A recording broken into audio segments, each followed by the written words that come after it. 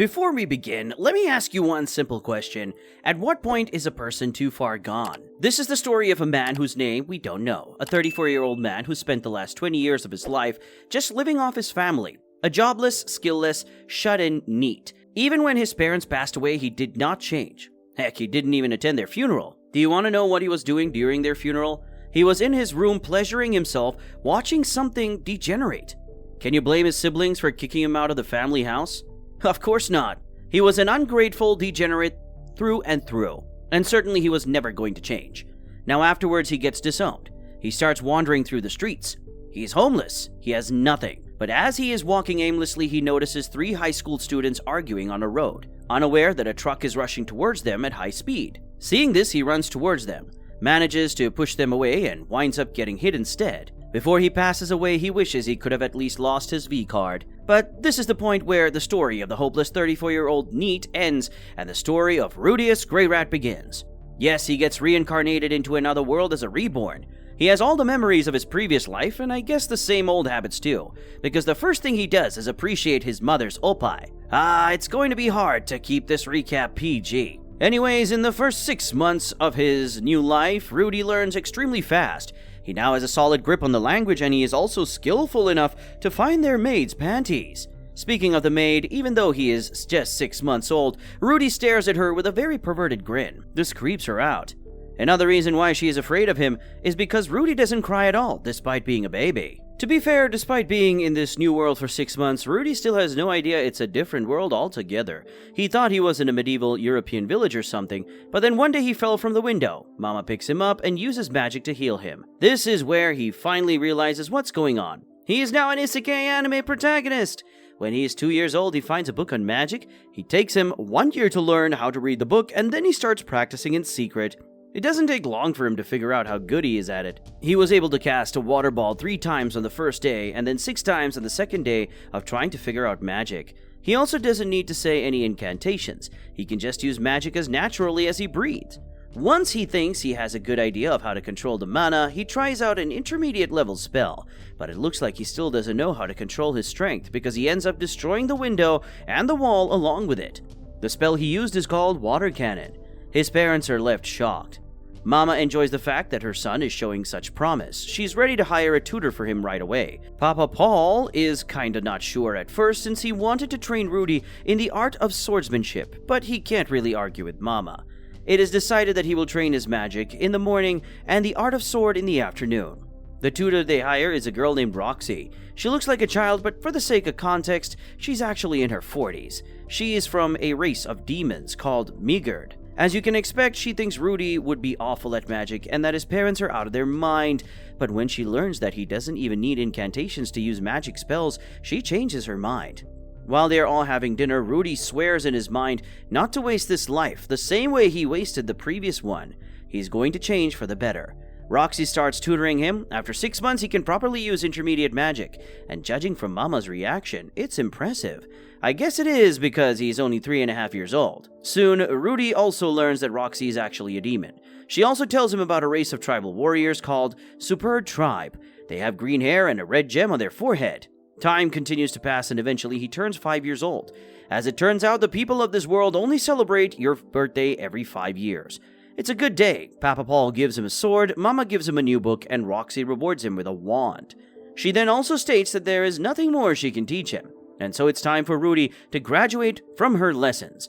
This is good news, but it seems they have to leave the town to hold his graduation ceremony. They need an open space. Sounds normal, right? Well, not for Rudy. In his previous life, he was subjected to inhuman forms of bullying and abuse when he was still a student. This is what resulted in him becoming a shut-in in the first place. Unfortunately, the PTSD is still there, even after he has been reborn.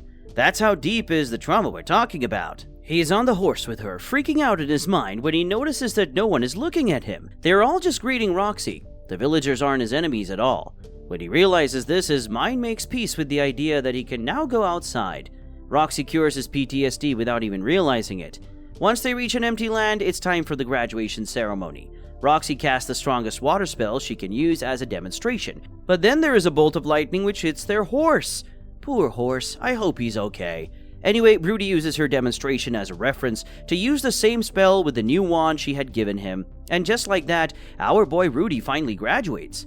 He is now a sacred level water mage.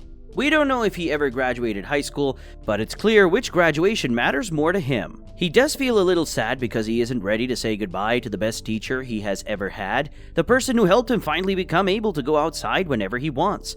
In the evening, she's ready to leave. The Greyrat family asks her to spend more time with them, but nah, she has to get back to learning more about magic herself. When she says goodbye, she also gives him a special necklace as a lucky charm.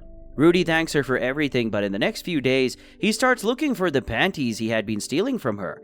He soon finds one and starts treating it like a sacred treasure. Later, Rudy goes outside to play. His parents are so proud of him. He's not started going outside again, which means they'll get more time to fool around with each other. Just kidding, guys. This is an important plot point, though. Alright, so Rudy is exploring a forest when he comes across a scene of a few kids bullying another kid. They're throwing rocks at him and whatnot. Rudy steps in and uses his water balls to fend them off. He then also uses his water magic to help the boy clean up. The boy has green hair. This causes him to wonder if he's from the other race of demons Roxy was talking about, but thankfully, he doesn't have a gem on his forehead, which means he just happens to have green hair. The boy is a bit reserved, but as Rudy befriends him, he starts to open up. His name is Sylph. When the playday is over, Rudy says goodbye and returns home. However, his father is not pleased with him. He was told that Rudy beat up some of the kids. Misinformation, of course, but when Rudy talks back and tries to explain himself, Papa Paul slaps him on the face. Rudy is disappointed at his father for not trusting his son and jumping straight to violence. He explains that actually happened. Now he protected someone from getting bullied, and so, when Papa Paul realizes he was in the wrong, he apologizes. He also feels really sad for arguing with his son, and wonders if Rudy doesn't love him anymore. In the next 6 months, Rudy and Sylph became really close friends. He also teaches him magic, and as it turns out, Rudy isn't the only one who requires no incantations to whip out a spell. The two of them play in the fields, and Rudy notices how pretty Sylph looks. Soon it starts raining, and the two of them rush back to Rudy's house. Maid Lilia had already prepared a hot bath for them, but Rudy notices that Sylph is a bit too reserved for some reason. He's hesitant to be in the same bath as him, so he takes the initiative and forcefully undresses him. Yep, you guessed it, guys. Sylph is actually Sylphette. She was a girl all along. Rudy just didn't realize it. This is awkward. Rudy blames himself for not realizing it sooner. Their regular interactions stop for a few days until Sylphiette shows up at their house herself. Papa Paul helps them be friends again. He also gives his son a lesson on Riz. Rudy is glad that he has a cute childhood friend. A few more weeks pass by and we find out that Rudy's mama is pregnant. What did I say about how Rudy going outside will give his parents more time to screw around? But wait, what's this? It's not just Rudy's mama who's pregnant. Our dear maid is pregnant as well. Well, congratulations, but who's the father? It's Papa Paul. He quickly apologizes, but of course, still experiences Rudy's mama's wrath. She and maid Lilia then discuss what to do. Lilia says that she will help Mama give birth, but then she will set out to her homeland. However, deep down she knows that she won't survive the journey. It's going to be too cold. Rudy can see it as well. He decides to step in. Rudy starts by putting all the blame on Papa Paul, but the truth is that she is the one who seduced him. After hearing Papa Paul and Rudy's mama go hard in the bedroom every day, she couldn't control herself. So she lured him into her bedroom. Though Rudy wants all of them to be a family, he already considers her a part of the family to begin with. It was a tough decision for Rudy's mama, but she decides to accept Lilia as a part of their family. Now, Lilia always considered Rudy to be a creepy child, which makes sense because even as an infant, he was constantly after her panties. But considering how he stood up for her, she changed her mind about the kid. Soon both of them give birth and Rudy ends up with two cute little sisters. Their names are Norn and Aisha. In the next few days, Papa Paul notices that Rudy isn't getting any better at swordsmanship. His magic skills are going to stagnate as well, which means it's time to send him to school. Sylphia doesn't want him to go anywhere though. She doesn't want to lose her only friend. One night, as he is humping something in the bed while fantasizing about Sylphia, Papa Paul appears with a letter. It's from Roxy. She encourages him to study at the Renoa Magic Academy. This is where it gets serious, so he asks his family if he can take Sylphia with him to the academy. But of course it's going to cost a lot of money, and they just don't have the funds to bear the cost of her tuition too. Whatever Rudy decides to get himself a job, he will bear the burden of her tuition. Enter Ghislaine, a badass wolf girl. Papa Paul tells Rudy that she has beaten him in everything except the bed, which is fair, I guess. Anyway, Papa Paul just knocks Rudy out, and the next thing we know, he's on a cart with Ghislaine, leaving town. When he asks her about what's going on, she gives him a letter. It's from his father, and it seems Rudy is being sent to teach magic to some kid for the next 5 years. He is told to neither return home nor contact Sylviette. In his father's opinion, she's been distracting him from getting better. He needs to stand on his feet more before he can worry about her. The good news is that once he's done with this job, he will have the money to fund both of their education. He arrives in the city of Roa and is ready to meet his employer.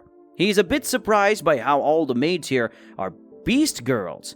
Refreshing for what it's worth. As for his employer, it's Philip Rudeus Greyrat. He is the mayor, and he also happens to be his father's cousin. Rudy has no idea he was related to someone of such high status. As for the job, well, he will be teaching his daughter. Her name is Eris, and she is anything but a sweet kid. When Philip takes Rudy to meet with her, he ends up getting punched in the face by her. He should have realized that something is off when a literal kid just like him is asked to teach another kid. And it just so happens Eris never lets anyone teach her. All of her previous teachers gave up because of her behavior. Her father also understands that this is a problem, so Rudy has a discussion with him. He has a plan. He tells Philip that they should stage a kidnap where he will save Eris and make her develop some respect for him. She will also learn that knowing how to use magic can often be pretty handy. Sounds simple enough, and since Philip is so laid back, he approves the plan. The kidnapping happens, both Rudy and Eris are kidnapped, and for what it's worth, they are a bit too raw and rough with them. One of them just kicks Eris while she's tied up. Rudy tells her that unless she cooperates with him, he will leave her behind. It's tough for her. It's clear that our girl Eris has a pretty strong personality, but she comes around. Both of them run away and return back to the city, but this is where Rudy realizes that the kidnapping wasn't actually staged. It's real. People are after Eris. She's abducted again, but this time, he acts fast, fights the kidnappers himself until Ghislaine shows up. All in all, because of what happened, Eris is now willing to accept Rudy as her tutor. He can start living in her house. Even though things went south, her father is pleased by how she has accepted Rudy. He does tell Rudy to keep their family connection a secret for political reasons. And with that, Rudy is officially hired. Unlike his previous life where he was unemployed despite being in his 30s, Rudy is now a full-time teacher, earning a living at just 7 years old. Ghislaine will also be joining them. She would teach Rudy and Eris swordsmanship, while Rudy would teach Eris and Ghislaine how to use magic. The three of them have a good thing going. He also starts teaching them how to read, write, and do math. Everything seems to be going smoothly until Eris returns to her usual self. Rudy gives her the day off because everyone needs a break sometimes. The three of them take a trip to the market. Rudy asks prices of items and tries to compare it to how much things cost in his previous life. Though when Eris attempts to buy him a book, he stops her. He instructs her that she should only buy presents using her own money, and so it's better for her to first ask her father for an allowance. When she does get her allowance, she buys a container Rudy seems to be interested in. Little did she know, what she has bought him is a substance that increases one's libido. Soon it's going to be time for Eris's 10th birthday. Yes, she's actually 2 years older than Rudy. She will also have to properly dance when her birthday is celebrated, which means it's time for dance lessons.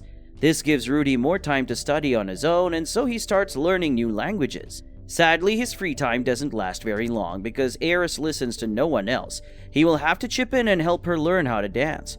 Rudy is still a surprisingly productive individual though. He starts using earth magic to create miniature figurines, and then he sells them at the local shop. One of these days, he receives a package from Roxy. Since he has been having trouble learning the demon god language, she has written an actual textbook for him. Seriously, Roxy is being wasted on her new perverted student.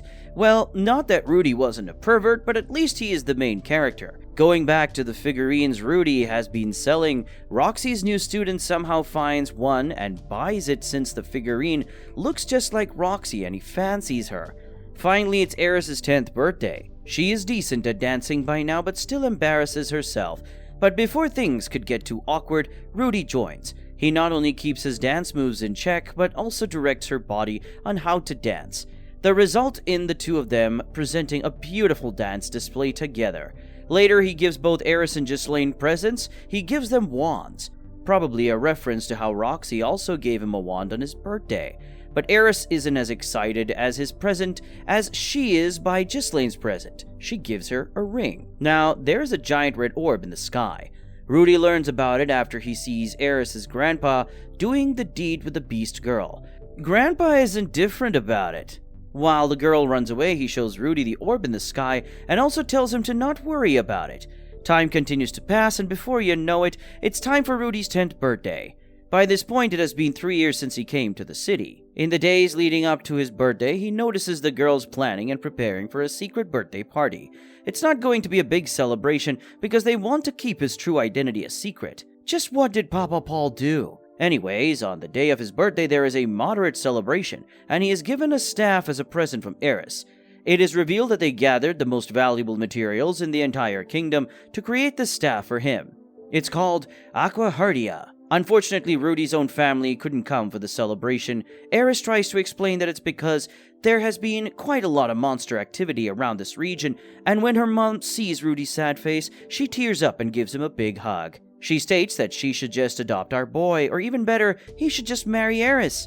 Eris blushes and tries to argue, but you and I both know that she really is just a sunder. After the party, Rudy is alone with Eris's father. He also tells him that it's a good idea to marry Eris. He should become his successor. That night, Eris is being seen waiting in his room when he arrives. He tries to make a move. No, scratch that. He straight up tries to sleep with her, but she ends up rewarding him with a big giant slap on the face. But before she leaves, she also tells him to wait until her 15th birthday. Rudy is overjoyed. Yep, this ship has sailed. Going back to Rudy's hometown, Sylphia is seen looking in the distance. She obviously misses him. As for Rudy's own family, his father is busy fighting monsters. When Papa Paul is back home, the entire family looks out the window. There is a massive cloud of mana in the sky. Meanwhile, Rudy, Eris, and Ghislaine are outside the city. He wants to show them his strongest spell using his new staff. But before he can pull it off, a guy named Arumanfi pulls up and attacks Rudy. Ghislaine intervenes and protects him. When asked about why he did that, he reveals that the legendary hero himself sent him here to find the source of the cloud's appearance. He perceived the impression that the source is Rudy, that's why he attacked him. But Ghislaine then reassures the guy that Rudy is completely innocent.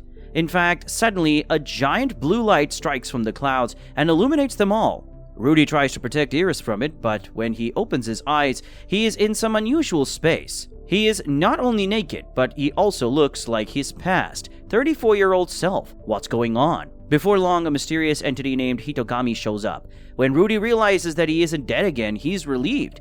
Hitogami tells him that when he wakes up, he will be on the demon continent, where he will meet a man, and all he has to do is help that man. Following this, Rudy wakes up. He is in a cave with someone who not only has green hair, but also a red gem on their forehead. It's the race of demons Roxy told him about. The man is cautious of Rudy, and then Rudy surprises him by speaking the demon god language. Rudy comes off as friendly. He also states that it would be rude of him to fear the man who saved his life. This leads to the man dropping his guard. He introduces himself as Ruijerd Superdia, pats Rudy's head. He tells him that he will protect them and make sure they can go back home. Eris then wakes up and immediately freaks out, but of course, it doesn't take long for her to realize that she is not in danger. In the morning, the three of them come across a village. Someone with blue hair turns them away, but Ruijerd requests to speak with the chief. They speak, and the chief also notices Rudy wearing the necklace. Remember? Roxy gave it to him. Rudy tells them that he received it from Roxy, and believe it or not, the man who was stopping them from entering the village turns out to be her father. They start getting along really well from there on out. They stay with the chief, and when Rudy asks Ruijerd about what had happened during the war, Ruijerd is visibly irritated. He is irritated because Rudy doesn't know the truth. He explains that the real reason their tribe doesn't have a good reputation is because the demon god named Laplace cursed their spirits and turned them into savage murderers. He was also a savage murderer. Heck, the spear in his hand belonged to his son, whom he killed by his own hands when he lost his senses. It wasn't until he had killed his own son that he came back to his senses. He also declares that as the leader of his tribe, he's going to clear their name. It's his duty. Rudy is moved by his declaration, and so he decides to help him clear his race's name. Well, that's what Hitogami told him to do after all. The three of them then leave Roxy's village and set out on a journey across the demon continent. Eris is proud because whenever they come across any monsters, she is easily able to handle it using the new sword her parents gave her. But fun times end soon when they arrive at the demon city. It's the city of Rikarisu. The immigration at the gate is extremely tight. It seems they are looking for someone named Dead End. Well, as it turns out, that's actually Ruijerd's nickname. Tough luck. How are they going to enter the city now? Rudy comes up with a plan to first dye his hair blue and then have him wear his necklace. This would probably disguise him as a member of Roxy's tribe. Easy peasy. Sure enough, they are able to go through the tight security and clear the immigration. They go to the Adventurers Guild and, well, let's just say Rudy uses his 200 IQ and decides to name their party Dead End, and also refers to Ruijerd as Dead End. It works, no one takes him seriously, everyone starts laughing. That was the plan, their disguise is working, and now their party name gets popular in good faith. It'll clear Ruijerd's name as well, however the problem is their novice status. They aren't going to get any serious quests because of their status. They are mocked as well, while at the end a young demon tries acting friendly but gets beaten up by Iris. It was all a misunderstanding. Rudy quickly heals the guy and both him and his friends introduce themselves. They are Bashiro, Gablin, and Kurt, and their party is called Takurabi Village Gang. They are good guys. Now, as Rudy is lying on the bed, worried about their expenses and everything because they don't have access to high-level quests, his conscience goes back to the dream world and he meets Hitogami again. This is where Rudy goes to that dream world and meets Hitogami again. This time, Hitogami tells him to accept the low-ranking quests, particularly the one where they have to find a lost cat. Rudy wakes up. Iris is already awake, also a bit worried though. In the morning, they accept the lost kitty quest. Ruijerd uses his third eye to quickly find the cat. They end up in a place where plenty of lost pets are being kept. There are a few other adventurers, but when Rudy tries to talk to them, they just kick him. This causes Ruijerd to lose it and he simply kills the guy who kicked Rudy instantly. Rudy scolds him for just straight up killing him, while Ruijerd argues back. The other two pee their pants and reveal the truth about what's going on. As it turns out, it's a group of adventurers who kidnap pets themselves, and then claim rewards for finding them. Ruijerd still wanted to kill them for what they were doing, but Rudy explains that it would be a better idea to use their higher-ranked party to get better jobs themselves. Subsequently, we see Roxy in the city. The city was destroyed because whatever that light was, she takes a look at the giant lists on a massive board and is relieved to see the names of Rudy and his family aren't on the list. Papa Paul also sends Rudy a letter stating that he and Norn aren't alright. He also leaves a message on how to contact him, but because Rudy is in the demon continent, the letter never reaches him. As for the other members of the family, they are missing. Going back to the demon continent, Dead End is in the middle of another, but better quest. It's about a mysterious monster who has been lurking in a rather creepy forest. During the search, they come across two other parties who are also on the search. One of those two parties is the one they became friends with before. It's the Tokurabu Village Gang, while the other one is just a bunch of bullies. Ruijerd is obviously concerned about the Tokurabu Village Gang. This quest might be too much for them. When the village gang is ambushed by a massive spider and an almond anaconda, Rudy ends up being a bit too calculative. He wants to wait just a little bit more before helping, as that would be a better PR stunt. But unfortunately, one of the young demons, the one named Gablin, is killed in the middle of it. This causes Ruijerd to confront Rudy. If they had stepped in right away, they would have saved him. Rudy also understands this and he is regretful. The other demon of the party, Kurt, stops Ruijerd. She tells him not to be so hard on Rudy. All of them knew the risks when they took this job. Ruijerd apologizes to them and acknowledges both Kurt and Bashiro as true warriors. There is also the other party, the one with the bullies. Well, most of them have been killed, and their leader is in a horrible state. When Rudy and everyone sees this, he intervenes right away and slays the monster with everyone's help. They save the other party's leader. Rudy understands that they could have kept Gablin from getting killed as well, and he is regretful. Then back at the city, an adventurer tells them that he knows their secret. He knows how they have been working with another party to take better quests. Rudy was going to take some drastic measures with his magic, and Ruijerd knew that it's going to get ugly. So he just took off the dye and revealed his true identity. He threatens to kill the adventurer if he fails to keep his mouth shut, and then flees the city for the time being. Rudy and Eris meet Ruijerd outside the city at night. Ruijerd and Rudy make up. In the end, Rudy was just trying to make Ruijerd's race look good. That's all. He now understands it, and so he acknowledges Rudy as a true warrior. But just to be safe, the three of them are going to hold proper meetings instead of arguing in the future. In the morning, Ruijerd shaves his head and Rudy gives him a headband to hide the gem. They are now traveling to a coastal city on the edge of the demon continent. Little does Rudy know, Roxy will also be arriving at the continent.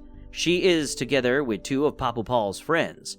And well, that's about it for part 1 of this anime, guys. Let me know what you guys think of the story so far. There are also plenty of sequels, so if you want us to continue recapping this brilliant story, make sure you like, subscribe, and fill that comment section with your silly thoughts.